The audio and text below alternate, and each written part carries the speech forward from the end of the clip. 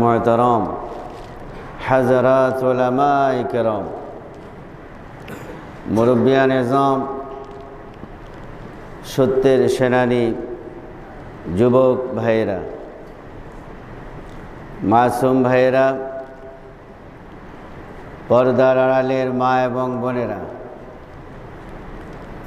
আমরা মহান আল্লাহ রব্বুল ইজ্জত ওয়াল জালাল তার নিকট লাখো কোটি সানা সুজুদ পেশ করছি যে আল্লাহ সুবহানাহু ওয়া তাআলা আমাদেরকে আশরাফুল মাখলুকাত হিসেবে মানুষ বানিয়েছেন, মোমেন, মুত্তাকিন, মুসলিমাত বানিয়েছেন। বিশেষ করে পবিত্র জুমাবার জুমার নামাজ আদায়ের পূর্বেই তারই প্রশংসার জন্য, তাকওয়া ঈমান বোঝার জন্য তারই পৃথিবীর শ্রেষ্ঠ জায়গায়, তারই ঘরে দয়া করে মায়া করে ভালোবেসে নিয়ে এসেছেন। যেই মুনিব এই খোশ নসিব করে দিলেন, সেই মুনিবের দরবারে শুকরগুজার হচ্ছি, তারই শেখানো ভাষা দিয়ে প্রাণ খুলে সবাই বলছি আলহামদুলিল্লাহ। রব্বানা লাকাল হামদ হামদান কাসীরান তাইয়্যিবান মুবারাকান ফি ইয়া রাব্বি লাকাল হামদু কামা ইয়ানবাগি লিজালালি ওয়াজহিকা ওয়া আযীমি সুলতানিকা। সম্মানিত ভাইয়েরা, আমরা গত 2 জুমায় আলোচনা করছিলাম যে আল্লাহ সুবহানাহু ওয়া তাআলা শুধুমাত্র নবীদেরকেই পরীক্ষা দেন নাই, সকল মুমিনকে আল্লাহ সুবহানাহু ওয়া তাআলা পরীক্ষা দিবেন। কারণ আল্লাহ সুবহানাহু ওয়া তাআলা বারবার বলেছেন ওয়ালা নাবলুওয়ান্নাকুম, অবশ্যই আমি তোমাদেরকে পরীক্ষা করব। যেখানে আল্লাহ তাআলা বলেছেন, আবার অবশ্যই, এখানে কোনো সন্দেহ নাই, কোনো সন্দেহের অবকাশ নাই। প্রত্যেক মুমিনকে, মুসলিমকে যে কোনো সময়, যে কোনো মুহূর্তে পরীক্ষা দেওয়ার জন্য প্রস্তুত থাকতে হবে, প্রস্তুতি নিয়ে রাখতে হবে। যেই কোনো সময়, যেই কোনোভাবে, যেই কোনো ওয়েতে আমার আপনার পরীক্ষা শুরু হবে, এতে কোনো সন্দেহ নাই। ওই পরীক্ষায় যেন আমরা উত্তীর্ণ হতে পারি, আমাদেরকে সেই প্রিপারেশান রাখতে হবে। আল্লাহ তাআলা যেন আমাদেরকে সেই পরীক্ষায় উত্তীর্ণ করার তৌফিক দান করে, বলি আমিন। ভাইরা আমার, আরও বলবো এই ইমতিহান পরীক্ষা সম্পর্কে। তবে আজকে আমরা বলবো মুসলমানদের নতুন বছর আজকে আসলো। মুহররম মাসের আজকে কত তারিখ? 3 তারিখ। কত তারিখ? 3 তারিখ। মুসলিমের সন, হিজরি সন। কিন্তু মুসলমান আমাদের অনেকেরই কিন্তু খবর থাকে না। হ্যাঁ, কিন্তু ইংরেজদের সন সেটা আমাদের মনে থাকে, থাকারই কথা, কারণ ওগুলো নিয়ে প্র্যাকটিস বেশি হয়। কিন্তু মুসলিমদের ঐতিহ্য, কৃষ্টি, কালচার নিয়ে আমাদের গবেষণা, অ্যাক্টিভিটিসগুলো কম। যেইটা কম হবে সেটা কমই থাকবে, এটাই স্বাভাবিক, ঠিক কিনা?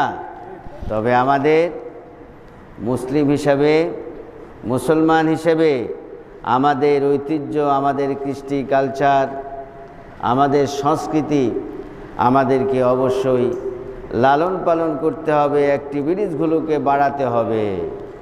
কারণ আল্লাহ সুবহানাহু ওয়া তাআলা বলেছেন, সিবগাতাল্লাহ ওয়া মান আহসানু মিনাল্লাহি সিবগাহ ওয়া নাহনু লাহু আবিদুন।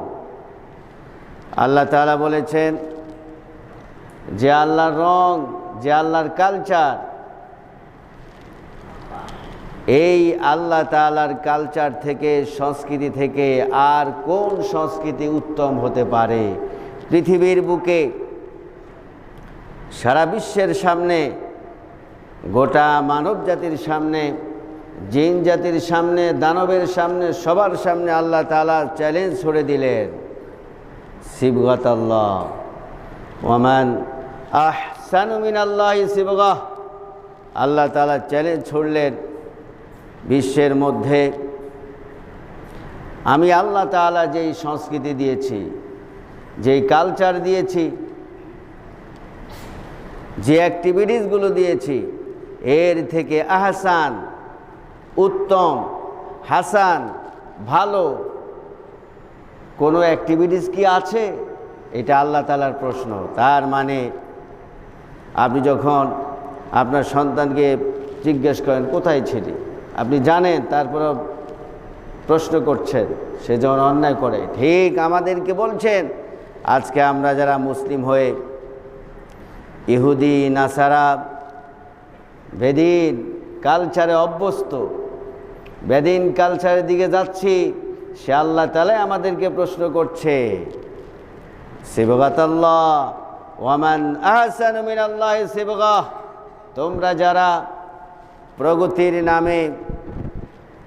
প্রগতির নামে তোমরা বেদিনের, বাতিলের, মুশরিকের, কাফেরের, ফাসিকের, মুনাফিকের যে কালচারগুলোকে তোমরা লালন পালন করছো, যারাই করছো তাদেরকে আল্লাহ তাআলা প্রশ্ন করলেন, কিন্তু আমি যে কোরআনে যেই সুন্দর কালচার বললাম, সংস্কৃতি বললাম, এর থেকে কি উত্তম হতে পারে? সারা বিশ্বের বাতিল, কাফের, নাস্তিক, মুনাফিক, ফাসিকগুলো এর জবাব দিতে পারবে? নেভার, কখনো নয়। এর জবাব কখনো তারা দিতে পারবে না।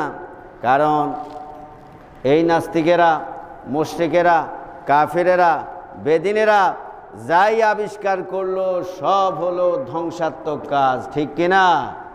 সব কি কাজ? ধ্বংসাত্মক, চরিত্র নষ্টের, মানুষকে অমানুষ বানানোর, হিংস্র প্রাণী বানানোর। তারা এমন কালচার পৃথিবীর বুকে আবিষ্কার করলেন, যেই কালচারে লালিত পালিত হয়ে বাবার কাছে মেয়ে নিরাপদ নয়। এই কালচারগুলো, এই সংস্কৃতিগুলো এগুলোই শেখায়, যেখানে এই কালচারগুলোই উপহার দিচ্ছে।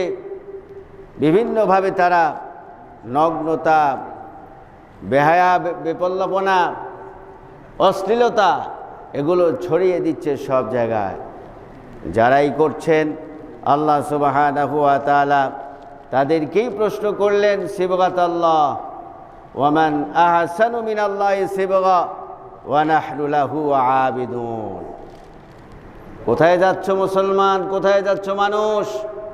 আল্লাহ তাআলা নিজেই প্রশ্ন করেছেন, বলছেন মুসলমানদের ইবাদত, বন্দেগী, গোলামি, কোরআন তেলাওয়াত, জিকির, আজকার, এর থেকে উত্তম কোনো আমল পৃথিবীতে নাই এবং কিয়ামত পর্যন্ত কেউ আবিষ্কার করতে পারবে না। এটাই সত্য কথা, এটাই সত্য কথা। অনেকেই প্রশ্ন করলেন যে হুজুর খেলা কি দেখা যাবে? কয়েকজন প্রশ্ন করেছেন আমাকে। প্রশ্নটা কি? খেলা। প্রশ্নটা কি বলেন? খেলা। আপনারাই বলেন, খেলা কি আসলে ভালো জিনিস? খেলতামাশা, খেলতামাশা, খেলতামাশাই। হ্যাঁ, যেটা শরীরের কসরত হয়, পরিশ্রম হয়, ঘাম ঝরে, আপনি সেটা করতে পারেন। যেটা শরীরের কসরত হবে, ঘাম ঝরবে, আপনি সেটা করতে পারেন, করতে হবে। কিন্তু এই কসরতের নামে, খেলার নামে যদি ঈমান যায়, যদি ফরজ তরক হয়, এর মাধ্যমে যদি জেনার সম্ভাবনা থাকে, ব্যভিচারের সম্ভাবনা থাকে, তাহলে কি এটাকে জায়েজ হবে না হারাম? স্পষ্ট কথা। যেই খেলা ফরজ তরক করে খেলা হয়, ফরজ তরক করে, কি তরক করে বলেন? সবাই বলেন, মুখ খোলেন। যেই খেলা, যেই কসরত, যেই ঘাম ঝরানো ফরজ তরক করে হয়, এটা হারাম মুসলমানের জন্য, ঠিক কিনা? বেদিনের জন্য, নাসারা, খ্রিস্টান, ইহুদি, নাস্তিক, অমানুষ, কাফেরের জন্য এটা জায়েজ হতে পারে, কিন্তু প্রকৃত মুসলমান মুমিনের জন্য আমাদের নবী তার সাহাবীদেরকে এগুলো শেখায় নাই, ঠিক কিনা? এগুলো হলো প্রগতির নামে দুর্গতি, প্রগতির নামে দুর্গতি। এগুলো কখনো প্রগতি হতে পারে না। আল্লাহর ভাষায়, কোরআনের ভাষায়, ইসলামের ভাষায় এগুলো প্রগতি নয়, এটা দুর্গতি, ঠিক কিনা?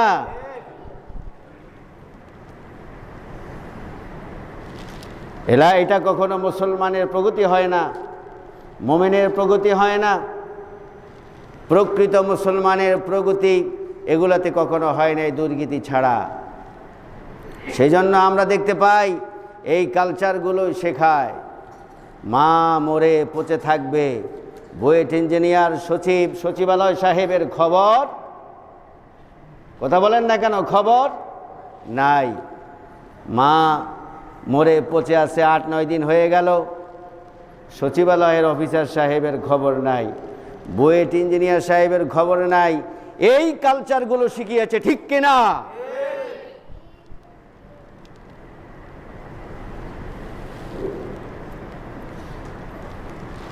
এই কালচারগুলোই মানুষরূপী অমানুষ বানাচ্ছে।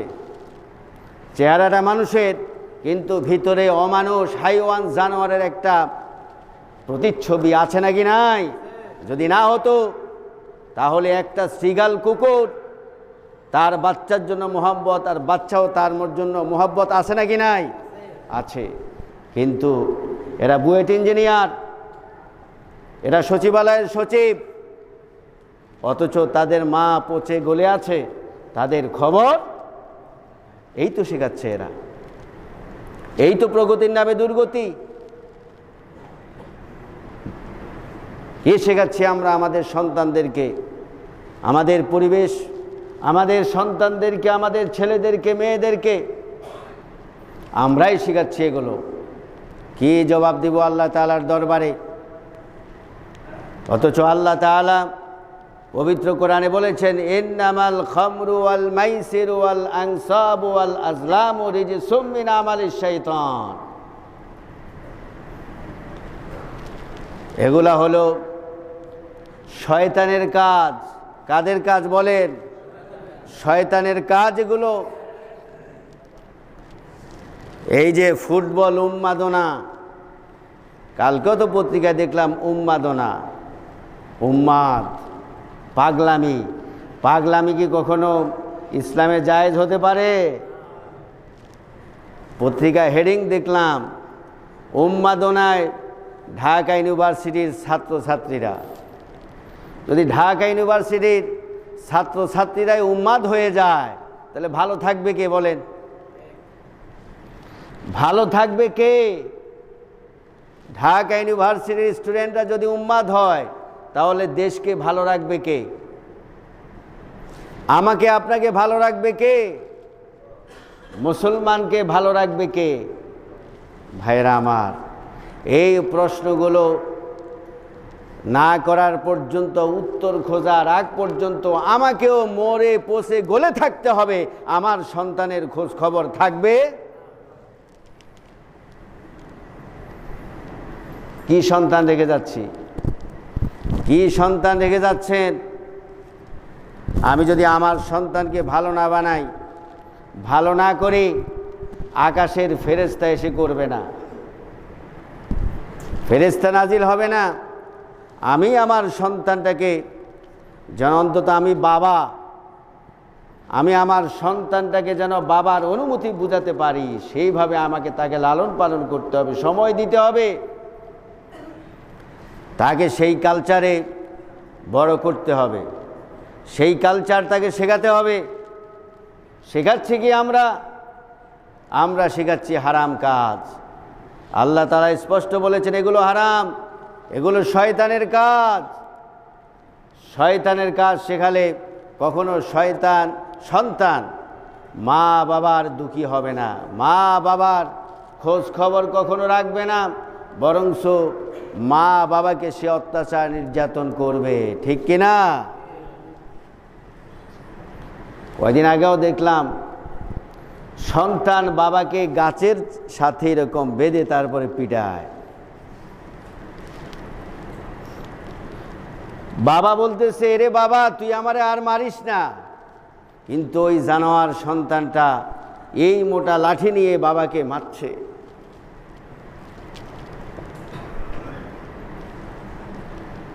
কি জবাব দেব আজকে? কি সমাজ আমরা করছি? সন্তান যদি বাবাকে পেটায় এইভাবে গাছের সাথে বেঁধে, আমরা কি বানাচ্ছি আমাদের সন্তানগুলোরে? এই সিন কেন আমাদের দেখতে হয়? এগুলো কেন আমাদের শুনতে হবে? অথচ আমরা নাকি মুসলমান,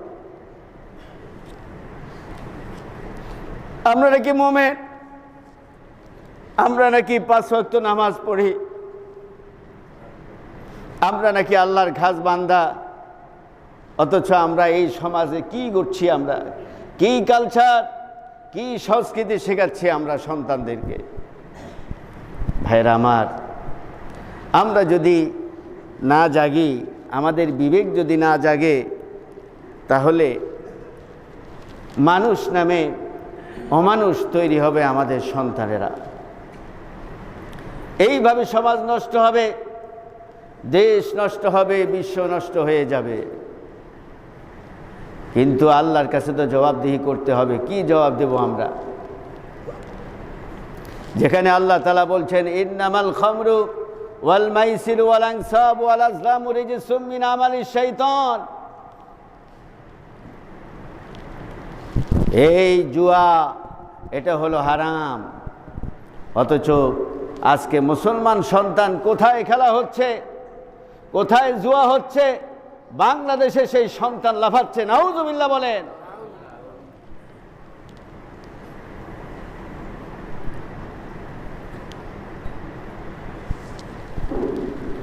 শরীরের কসরত হবে, সেই কসরত আপনি করতে পারেন,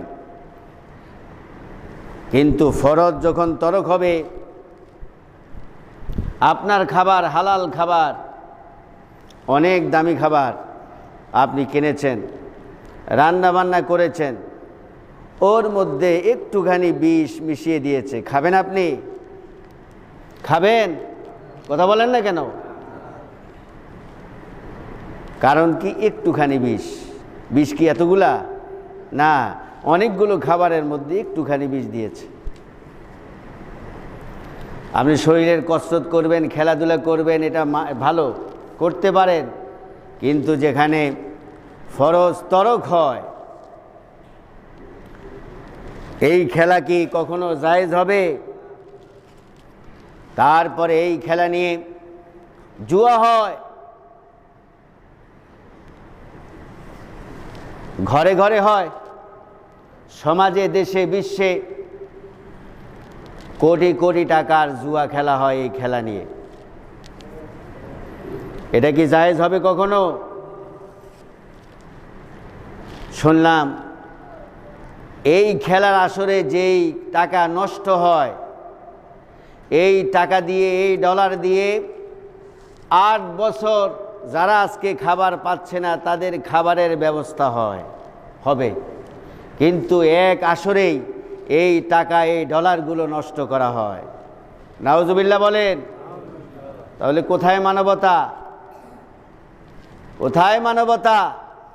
যারা আজকে মানবতার বুলি আওড়াচ্ছে তারা আমাদেরকে ধোঁকা দিচ্ছে, ধোঁকা।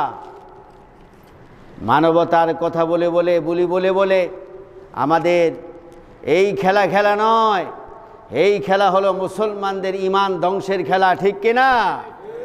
ও যুবক, এই জন্য কবি সম্রাট আল্লামা ইকবাল রাহিমাহুল্লাহ তিনি বললেন, অদামে তুম হো না সারা তো তমদ্দুন মেহনুদ, অদামে তুম হো না সারা তো তমদ্দুন মেহনুদ, ये मुसलमान है देख के शर्माए यहूद। চাল চলনে খ্রিস্টানিয়াত, হিন্দুয়ানি তামাদ্দুন, ইহুদিয়া শরম পায় দেখে তোমার সব গুণ। নাউজুবিল্লাহ বলেন। আজকের মুসলমান এমন কালচারে বড় হচ্ছে, এমন সংস্কৃতিতে বড় হচ্ছে, এমনভাবে তার চুলের কাটিং, এমনভাবে তার ড্রেস, এমনভাবে তার জামা পায়জামা, তার প্যান্ট শার্ট, যেই কালচারগুলো দেখলে ইহুদিরা পর্যন্ত আজকে শরম পেয়ে যায়, ঠিক কিনা? আপনাদের চোখে পড়ে না? মুসলমান সন্তান চুল কাটে মনে হয় যেন বনের একটা ভল্লুক, এখান দিয়ে বড়, এখান দিয়ে ছোট, এখান দিয়ে এরকম, ওইখান দিয়ে ওরকম, এখান দিয়ে এই কালার, ওইখান দিয়ে ওই কালার, কত রকম কালার। এটা কি কোনো মুসলমান সংস্কৃতিতে হয় বলেন? না। মুসলমান বুঝতে হবে, ওই যে কোরমা পোলাও, ভাত যদি পচে, এটাকে আপনি ছোটোকালে আমরাও খেতাম, ভাত যদি পান্তা ভাত হয় অথবা একটু নষ্ট হয়, এটাকে ভর্তা দিয়ে খুব সুন্দর করে খাওয়া যায়, খুব মজাও লাগতো, টেস্ট লাগতো, এখনও হয়। ভাত পান্তা ভাত হলে একটু যদি পচে, এটা ভর্তা দিয়ে অথবা ডিম ভাজি দিয়ে খাওয়া যায়। কোরমা পোলাও যদি পচে আর কি খাওয়া যায়? এটা নাকের কাছে নেওয়া যায়? মুখের কাছে নেওয়া যায় না। ঠিক মুসলমান যদি একবার নষ্ট হয়, ইহুদিরা পর্যন্ত তার কাছে মাপ চায়। সেই জন্যই বলছেন, ওদামে তুম হো না সারা তো তমদ্দুন মে হানুদ, ये মুসলমান হে দেখ কে শরমায়ে ইহুদ। চাল চলনে খ্রিস্টানিয়ার, হিন্দুয়ানি তামাদ্দুন, ইহুদিয়া শরম পায় দেখলে তোমার এইসব গুণ। আজকে আমাদের সন্তানদেরকে ইহুদিরা দেখলে পর্যন্ত লজ্জা পায়, শরম পায়। আমাদের সন্তানদেরকে এমনভাবে তৈরি করছি আমরা। তাহলে আমাদের সন্তানরা আমাদের খোঁজ খবর কেমনে রাখবে? এইটা বিরল কিছু না। সন্তানকে আপনি যেরকম বানাবেন, আপনার সন্তান সেরকমই হবে। আকাশ থেকে ফেরেশতা এসে অন্যরকম বানাবে না। সুতরাং যদি সন্তান থেকে আমাদেরকে মানুষের আচরণ পেতে হয়, তাহলে মানুষের প্রকৃত মুসলমানের কালচার তাকে শেখাতে হবে। কোথায়কার কোন আর্জেন্টিনা, কোন ব্রাজিল, সেই জার্সি আপনার সন্তান আপনার কাছে চাইতেই পারে, বাবা আমাকে জার্সি কিনে দাও। আপনি কি খুশি হয়ে যাবেন? না, আপনি তাকে বুঝাতে হবে, সে তো আপনার সন্তান, সে তো মায়ের পেট থেকে শিখে আসে নাই। আপনি তাকে বুঝাতে হবে, বাবা এই জার্সি তুমি কিনলে কিনতে পারো, আমি কিনলেও কিনতে পারি, কিন্তু এটা বিজাতির বাতিল কাফেরের জার্সি। এটা ক্বালা নবী সাল্লাল্লাহু আলাইহি ওয়াসাল্লাম মান তাশাব্বাহা বিকওমিন ফাহুয়া মিন। যার সাথে যার সম্পর্ক, তার সাথে তার কিয়ামতে উঠতে হবে। যার কালচার, যার সোহবত যার মধ্যে থাকবে, সেই দলের হয়ে যায়। নাউজুবিল্লাহ বলেন। আমার আপনার চলা বলা, আসা যাওয়া, চলাফেরা, খাওয়া দাওয়া, উঠা বসা, লেনদেন, কথাবার্তা যদি, খেলাধুলা, কালচার, এগুলো যদি কোনো খ্রিস্টান ইহুদির মতো হয়ে যায়, নবীজি বলছেন তাহলে আমি ইহুদি খ্রিস্টানি হয়ে গেলাম। নাউজুবিল্লাহ বলেন। তাহলে কোন মহাব্বতে, কোন ভালোবাসায় আমার সন্তানকে আমি জার্সি কিনে দিচ্ছি? কোথাকার ব্রাজিলের, আর্জেন্টিনার। আপনার সন্তানকে, আমার সন্তানকে আমি কি বুঝিয়েছি কি না, এটা আমার বিবেককে প্রশ্ন করতে হবে। আমি কতটুকু তাকে বুঝালাম, বুঝাতে হবে তাকে। এটা মুসলমান সন্তান করতে পারে না। মুসলমান সন্তানের এই কাজ নয়। মুসলমান সন্তান আরেকজনের কালচারকে, সংস্কৃতিকে কখনো বহন করতে পারে না। ভাইরা আমার, এটা আমাদের সন্তানকে এখনই বুঝাতে হবে। আমরা কি বানাচ্ছি আমাদের সন্তানদেরকে? ঢাকা ইউনিভার্সিটিতে আমি কিছু লেখাপড়ার সুযোগ হয়েছিল। কবি জসিমউদ্দিন হল আমার অ্যাটেস্টেড ছিল। তখন আমি কবি জসিমউদ্দিন হলে আমি যাচ্ছিলাম, ঢুকতেই দেখে আমার শরম লেগে উঠল, লজ্জা লাগলো। যা বলতে শরম, তারপরেও বলছি, মাফ করবেন। মেয়েদের একটা পোশাকের অংশ ঝুলায় রাখছে আর লিখে রাখছে জিল। বুঝতে পারতেছেন তো? মেয়েদের পোশাকের একটা অংশ ঝুলিয়ে রেখে তারপরে লিখেছে বর্গীয় শিকার ল জিল। কি হয় ধরে নেবেন। এই তো আমাদের প্রাচ্যের অক্সফোর্ড, ঢাকা ইউনিভার্সিটি সোনার ছেলেদের লেখাপড়া। হ্যাঁ, আমরা তাদেরকে এগুলোই শেখাচ্ছি। আমার শরম হলো, আরে যারা জাতির বিবেক, দেশের বিবেক, তারা এইভাবে এগুলো করছে। এই তো খেলাধুলা, এই তো উন্মাদনা। নাউজুবিল্লাহ বলেন। যাদের সন্তানরা এরকম লেখাপড়া করছে, ঘুমালে হবে না। আপনার খোঁজ খবর নিতে হবে, আপনার সন্তান কি লেখাপড়া করছে, কোথায় লেখাপড়া করছে। গ্রাম থেকে পাঠিয়ে দেয় মেয়েকে লেখাপড়া করতে ঢাকা ইউনিভার্সিটিতে, হলগুলোতে কত উল্টা পাল্টা, এটা সেটা কত কি। নাউজুবিল্লাহ বলেন। সুতরাং আমাদের সন্তানদেরকে আমাদেরকে শেখাতে হবে। কোনো ইউনিভার্সিটি কেউ শেখাবে না যদি আমার সন্তানকে আমি না শেখাই।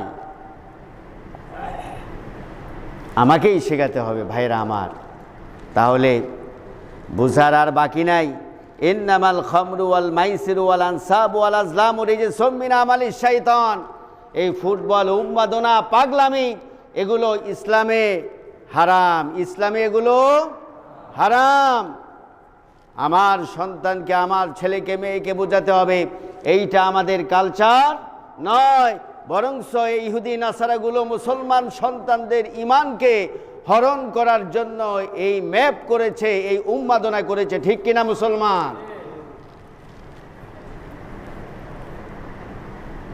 ভাইরা আমার, এইবার আসি আমাদের মুহররম মাস চলে আসলো। আমরা কয়জন খবর রাখতে পেরেছি? আজকে মুহররম মাসের 3 তারিখ। অনেকেরই আমাদের খোঁজ খবর নাই, অথচ মুসলিম হিসাবে ইমানি দায়িত্ব ছিল এই সনটাকে স্বাগতম জানানো, তাওবা ইস্তিগফার করে, জিকির আজকার করে, আল্লাহ তাআলার কাছে তওবা করে, আল্লাহ গত বছর তুমি আমাকে হায়াত দিয়েছো 1টি বছর, আমি কতটুকু ইবাদত বন্দেগী করতে পারলাম, যেরকম তুমি চেয়েছো সেরকম তো আমি করতে পারি নাই। আল্লাহ তাআলার কাছে তাওবা করে, ইস্তিগফার করে অবশ্যই মুনাজাত করার প্রয়োজন ছিল। এবং মুহররম মাস, মুহররম অর্থ কি? সম্মানিত। মুহররম অর্থ কি বলেন? সম্মানিত। 4টি মাস সম্মানিত। কোরআনুল কারীমের সূরা তাওবার 36 নম্বর আয়াতে আল্লাহ তাআলা বললেন। কোন সূরা? সূরা তাওবা। কোন সূরা বলেন? সূরা তাওবা 36 নম্বর আয়াত। কত নম্বর আয়াত? 36 নম্বর আয়াত। সূরা তাওবার 36 নম্বর আয়াতে আল্লাহ তাআলা বললেন, ইন্না ইদ্দাতাশ শুহুরি ইনদাল্লাহি 12 শাহরান ফি কিতাবিল্লাহি ইয়াওমা খালাকাস সামাওয়াতি ওয়াল আরদ মিনহা আরবাআতুন হুরুম। আল্লাহ রাব্বুল আলামিন কোরআনুল কারীমে বলে দিলেন, ও দুনিয়ার বান্দারা বান্দিরা, পৃথিবীর সৃষ্টির প্রথম দিন থেকে আমি রাব্বুল আলামিন তোমাদের জন্য 12 শাহরা 12টি মাস দিয়ে দিলাম। কয়টি মাস? 12টি মাস। কয়টি মাস? 12টি মাস দিয়ে দিলাম। এই 12টি মাসের মধ্যে মিনহা আরবাআতুন হুরুম, এই 12টি মাস আমি আল্লাহ দিয়েছি, এর মধ্যে 4টি মাস দিয়েছি মহাপবিত্র। সুবহানাল্লাহ। মিনহা আরবাআতুন হুরুম, 4টি মাস পবিত্র। জিলকাদ, জিলহজ, মুহররম এবং রজব, এই মাসগুলোকে আল্লাহ তাআলা বলেছেন শাহরুল্লাহ। এই 4টি মাস আল্লাহ তাআলার কাছে পবিত্র। আর শাহরুল্লাহ বলতে আল্লাহ রাব্বুল আলামিন মুহররম মাসকে বুঝিয়েছেন। সুবহানাল্লাহ। এই মুহররম মাস চলতেছে, বিশ্বনবী হযরত মুহাম্মদ সাল্লাল্লাহু আলাইহি ওয়াসাল্লাম বলেছেন, আফদালুস সিয়ামে বাদা রমাদানা সিয়ামু শাহরিল্লাহিল মুহররম। নবীজি বললেন, রমজান মাসের সিয়ামের পর মুহররম মাসে যেই সিয়ামগুলো আছে এগুলো আল্লাহ তাআলার কাছে অনেক প্রিয়। সুবহানাল্লাহ। সুতরাং মুহররম মাস সম্মানিত মাস এসেছে। কি মাস এসেছে বলেন? সম্মানিত মাস। এই মাসটি হলো শাহরুল্লাহ, আল্লাহর মাস। কার মাস? 12টি মাস আল্লাহর মাস। ঠিক আছে, যেমন আপনার 5 সন্তান, 5 ছেলে, ওগুলো আপনারই ছেলে, কিন্তু তারপরেও মাঝে মধ্যে ছোট ছেলেকে বলেন এইটা আমার ছেলে। হ্যাঁ, আপনাকে বেশি সম্মান করে, আপনাকে বেশি শ্রদ্ধা করে, বেশি ভালোবাসে, বেশি আদর করে। এই জন্য বলেন না কি বলেন না? বলেন, আমিও বলি, হ্যাঁ অনেকেই বলে। তাহলে সব মাস আল্লাহর, কিন্তু এই 4টি মাস আল্লাহর কাছে বেশি সম্মানিত। এর মধ্যে এই মুহররম মাসটি শাহরুল্লাহ, এই মুহররম মাস আল্লাহ তাআলার কাছে সব থেকে প্রিয়। এই জন্য আল্লাহ তাআলা বলছেন শাহরুল্লাহ, আল্লাহর মাস এই মুহররম মাস। সুতরাং ভাইয়েরা আমার, এই মাসটাকে অবশ্যই আমাদেরকে সম্মান করা উচিত।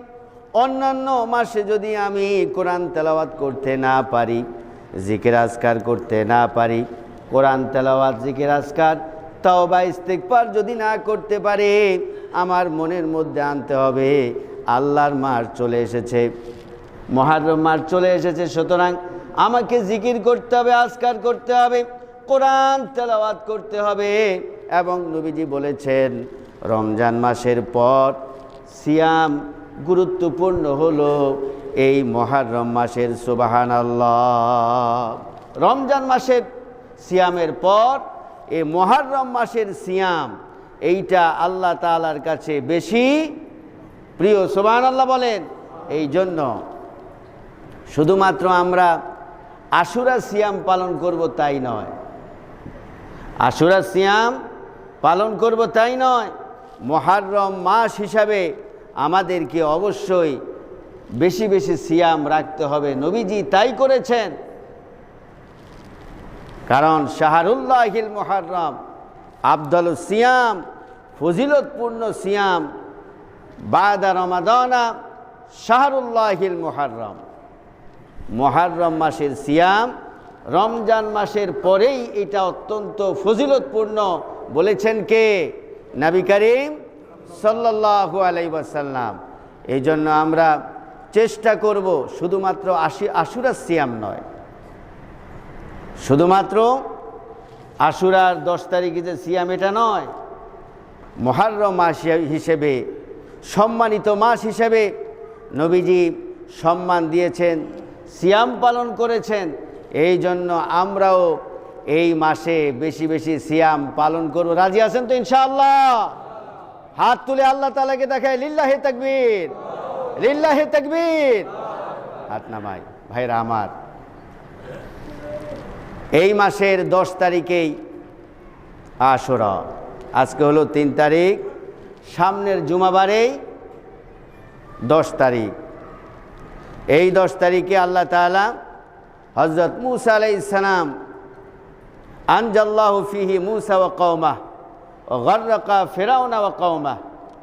এই দিনে আল্লাহ তাআলা মূসা আলাইহিস সালাম এবং তার কওমকে, বনি ইসরাইলকে ফেরাউন বাহিনী থেকে মুক্তি দিয়েছেন। সুবহানাল্লাহ বলেন।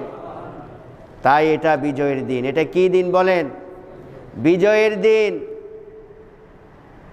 না শোকের দিন?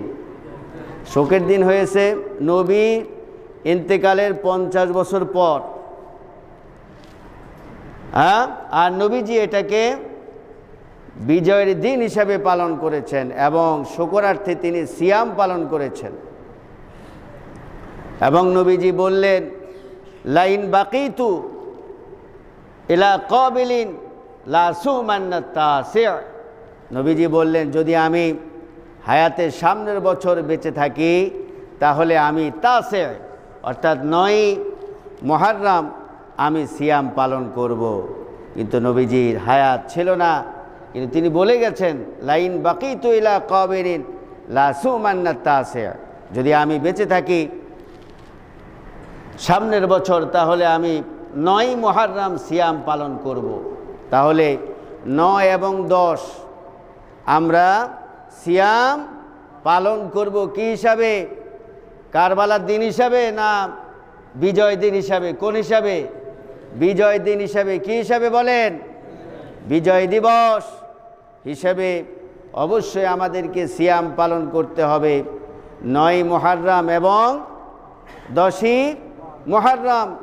ইহুদিরা পালন করে 10ই মুহররম আশুরার দিন, আর আমাদের মুসলমানদেরকে খলিফু ইহুদিদের বিপরীত করতে হবে। এই জন্য নবীজি বলেছিলেন লাইন বাকিতু লা সুমান্না তাসি', আমি যদি বেঁচে থাকি তাহলে আমি 9 তারিখেও 9 মুহররম সিয়াম পালন করব। ভাইরা আমার, সুতরাং আশুরার দিবস হিসাবে কমপক্ষে 2টি রোজা সওম পালন করব। আর মুহররম মাসের সওম, আল্লাহর মাস। এটা কার মাস সবাই বলেন? আরো জোরে বলেন কার মাস? আরো জোরে বলেন কার মাস? আল্লাহ তাআলার মাস হিসাবে নবীজি এই মুহররম মাসে বেশি বেশি সিয়াম পালন করেছেন। সুতরাং আমরাও বেশি বেশি সিয়াম পালন করব, তাওবা ইস্তিগফার করব। আর আশুরার দিনে যেই আজে বাজে কাজগুলো হয়, ফুটকা ফুটানো, ঢোল পিটানো, এটা সেটা, এগুলো কখনো করব? এগুলো হারাম, এগুলো হারাম, এগুলো করা যাবে না। আলহামদুলিল্লাহ কমেছে, এখন তো ঢোল টোল কম শুনলাম, দেখি নাই তেমন একটা, কিন্তু অতীতে মুহররম মাস আসলে ঢোল পার্টি বের হতো। নাউজুবিল্লাহ, এটা হিন্দু কালচারের মতো। নাউজুবিল্লাহ বলেন। তাহলে আজে বাজে কাজ এগুলো করা যাবে না। 1 নম্বর আমল হলো সিয়াম পালন করা। কি করা বলেন? মুহররম মাসের প্রথম আমল হলো নফল সিয়াম পালন করা। দ্বিতীয় হলো তাওবা করা, জিকির আজকার করা এবং কোরআনুল কারীম তেলাওয়াত করা। আল্লাহ তাআলা আমাদেরকে আমলগুলো করার তৌফিক দান করুক, বলি আমিন। ওয়া আখির দাওয়ানা আনিল হামদুলিল্লাহি রাব্বিল আলামিন। ওয়াসসালামু আলাইকুম ওয়া রাহমাতুল্লাহি ওয়া বারাকাতুহু।